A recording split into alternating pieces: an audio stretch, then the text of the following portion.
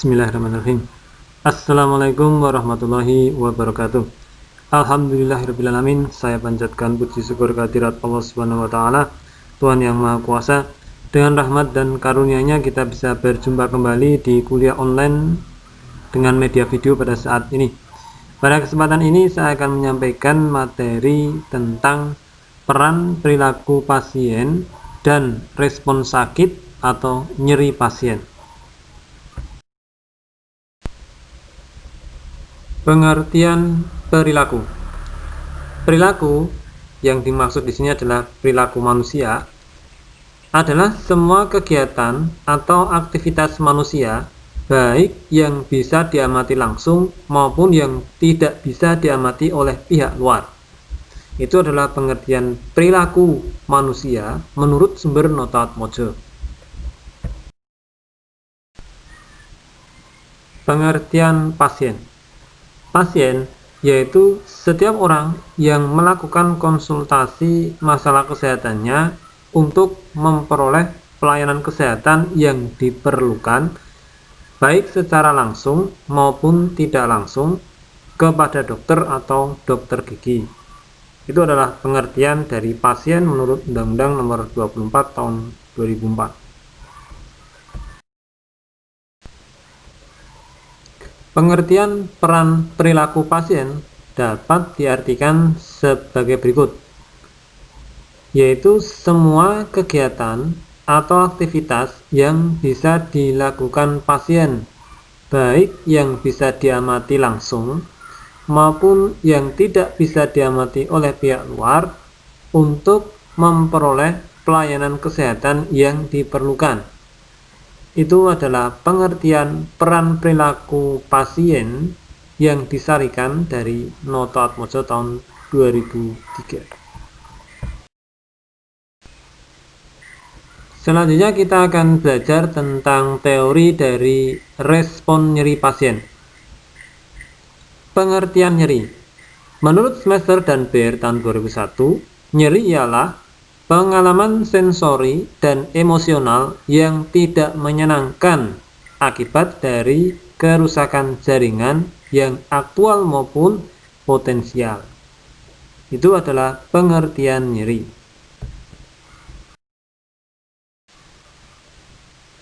Berdasarkan sifatnya, nyeri dibagi menjadi satu. Nyeri fisiologis adalah sensor normal yang berfungsi sebagai alat proteksi tubuh. 2. Nyeri patologis adalah sensor abnormal yang menderitakan seseorang. Jadi di dalam pembagian nyeri berdasarkan sifatnya ini, ada nyeri fisiologis dan nyeri patologis. Selanjutnya tentang teori dari fisiologi nyeri. Di dalam teori disebutkan beberapa sensasi nyeri dihubungkan dengan status mental maupun status psikologis. Individu secara nyata merasakan sensasi nyeri dalam banyak hal dan tidak hanya membayangkannya saja. Sebagian besar sensasi nyeri adalah akibat dari stimuli fisik dan mental atau stimuli emosional. Jadi di dalam fisiologi tentang nyeri itu ada kaitannya dengan stimuli fisik dan mental maupun stimuli emosional yang bisa menyebabkan terjadinya nyeri. Berikutnya adalah teori tentang klasifikasi nyeri berdasarkan waktu terjadinya menurut sumber dari Schmeisser tahun 2001. Diklasifikasikan menjadi 1. Nyeri akut. Nyeri akut biasanya mulai tiba-tiba dan umumnya terkait dengan cedera spesifik. Nyeri akut mengindikasikan bahwa kerusakan atau cedera telah terjadi. Nyeri ini umumnya terjadi kurang dari 6 bulan dan biasanya kurang dari 1 bulan. Nyeri berlangsung dari beberapa detik hingga 6 bulan. Itu adalah penjelasan dari nyeri akut. Klasifikasi nyeri yang kedua yaitu nyeri kronik. Nyeri kronik ialah nyeri konstan atau intermittent yang menetap sepanjang suatu periode waktu.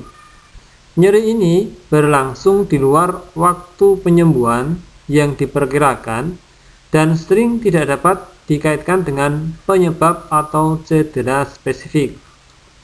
Nyeri kronis dapat tidak mempunyai awitan yang ditetapkan, sulit untuk diobati karena biasanya nyeri ini tidak memberikan respon terhadap pengobatan yang diarahkan pada penyebabnya.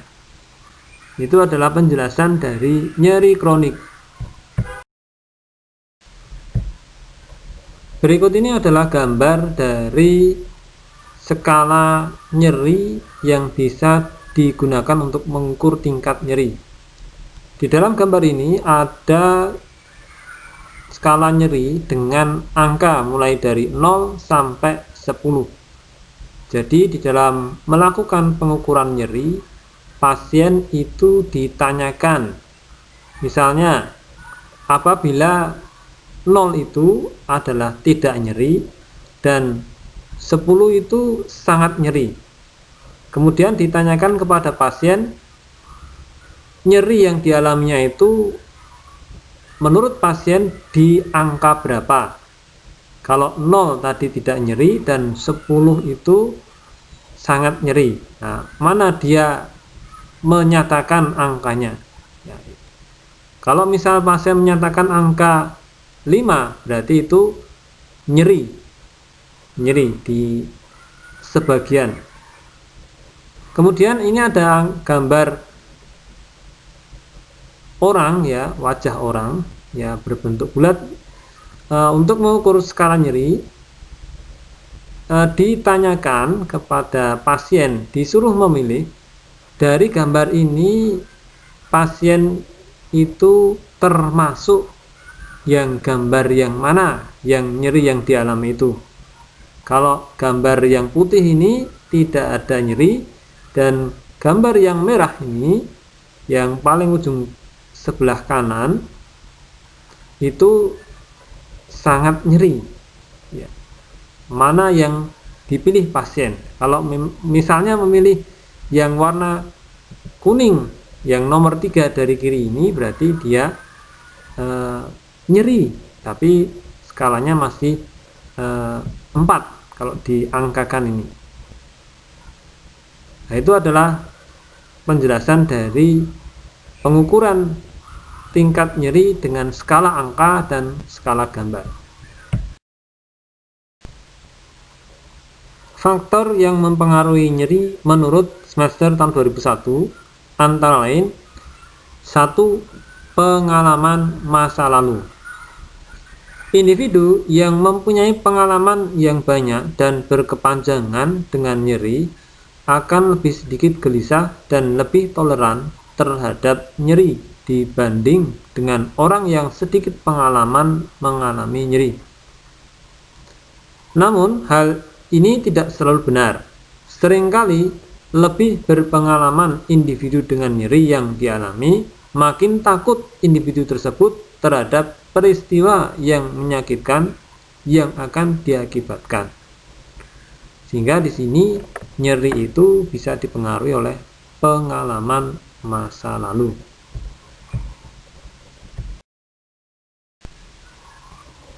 Faktor yang mempengaruhi nyeri yang kedua yaitu ansietas atau kecemasan. Penjelasannya, hubungan antara nyeri dan ansietas bersifat kompleks. Ansietas bisa meningkatkan persepsi nyeri, tetapi nyeri juga dapat menimbulkan suatu perasaan ansietas. Menurut Pais tahun 91 melaporkan suatu bukti bahwa stimulus nyeri mengaktifkan bagian limbik yang diyakini dapat mengendalikan emosi seseorang, khususnya ansietas. Sistem limbik dapat memproses reaksi emosi terhadap nyeri, yakni memperburuk atau menghilangkan nyeri. Itu adalah faktor yang mempengaruhi nyeri yang kedua, yaitu ansietas. Faktor yang mempengaruhi nyeri yang ketiga adalah budaya. Penjelasannya, keyakinan dan nilai-nilai budaya bisa mempengaruhi cara individu mengatasi nyeri. Individu mempelajari apa yang diharapkan dan apa yang diterima oleh kebudayaan mereka. Hal ini misalnya bagaimana bereaksi terhadap nyeri. Nah, itu adalah faktor yang mempengaruhi nyeri yang ketiga, yaitu budaya. Sehingga di masing-masing daerah yang berbeda budaya akan mengatasi nyeri dengan cara sesuai budayanya masing-masing. Lanjutan tentang penjelasan budaya. Ada perbedaan makna dan sikap terkait dengan nyeri di berbagai kelompok budaya. Suatu pemahaman tentang nyeri dari segi makna budaya akan membantu perawat dalam merencanakan asuhan keperawatan yang relevan untuk klien dengan masalah nyeri. Jadi, perawat perlu mengetahui tentang budaya pasien untuk mengatasi nyeri, sehingga akan membantu di dalam pelaksanaan intervensi keperawatan kepada klien tersebut. Faktor yang mempengaruhi nyeri yang keempat adalah usia. Penjelasannya, usia merupakan faktor penting yang mempengaruhi nyeri, khususnya pada kelompok anak-anak dan lansia. Perkembangan yang ditemukan di antara usia ini dapat mempengaruhi bagaimana anak-anak dan lansia bereaksi terhadap nyeri. Anak-anak yang masih kecil mempunyai kesulitan mengungkapkan dan mengekspresikan nyeri.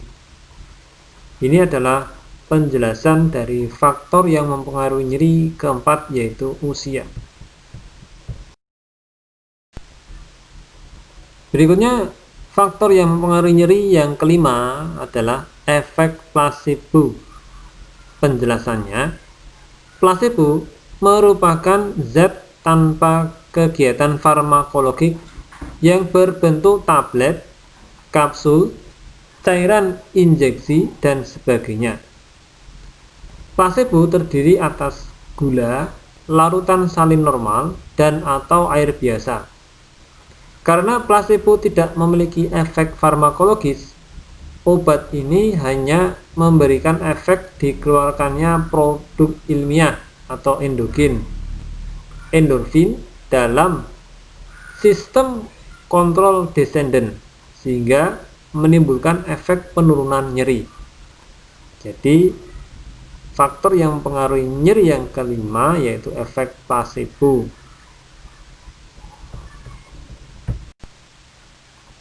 Soal evaluasi. Setelah mempelajari materi kuliah, jawablah soal ini dengan tulis tangan, disertai NIM, mata kuliah, nama dosen, tanggal pengerjaan, lalu upload di e-kampus sesuai waktunya, sebagai bukti hadir kuliah online tentang materi ini. Soal 1. Tuliskan pengertian perilaku yang ada di materi ini. Soal 2. Bagaimana pengertian nyeri menurut Schmechter dan Bare? Soal 3. Tuliskan 5 faktor yang mempengaruhi nyeri yang ada pada materi ini. Demikian materi kuliah online yang bisa saya sampaikan.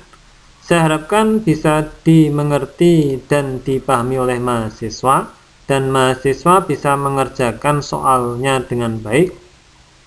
Kurang lebihnya dari saya mohon maaf. Terima kasih atas perhatian dan kerjasamanya. Wassalamualaikum warahmatullahi wabarakatuh.